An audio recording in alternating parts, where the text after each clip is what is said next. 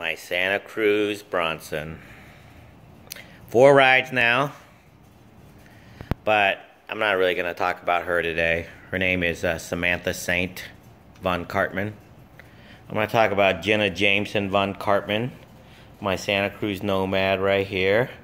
I was just servicing the bearings after 3 years, and man, they are clean. You know, they kind of all move slowly, but I wanted to take it apart to see how clean it was or how dirty it was, and I find out they're clean. Well, one thing I want to talk about is frame protection tape, right? Okay, so I used to have frame protection on her, but I took it all off because I realized, you know, it wasn't really needed. But 3 years later, I find out, wow, there's a lot of stuff that needs frame protection, but just like the inside right here, right? So now I got frame protection on this part because there's a lot of rock scrapes. This part right here got a lot of rock scrapes. Same thing on this side right here. But all along right here,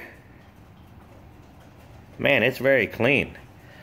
Along the back right here is clean. Along most of the stuff is clean. I mean, there's chips here and there, but all you have to do is use black touch-up paint and 1500 grit sandpaper, and then you use wax and you can't even tell where it is. So yep, so servicing the bearings, I'm gonna put this girl back together, Jenna. I'm gonna put Jenna back together pretty soon.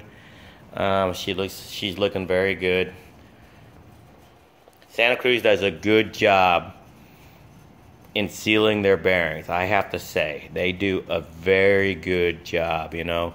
But then again, I only rode her in the wet 2 times, so normally is when the bearings get wet. It's not the bearing get wet, it's more that it's wet and muddy, and you keep on grinding, moving the gears, and the mud and the water will work itself in past the grease, and once it's there, it's gonna just like kill the insides, man. It's just gonna pit everything and grind down everything. So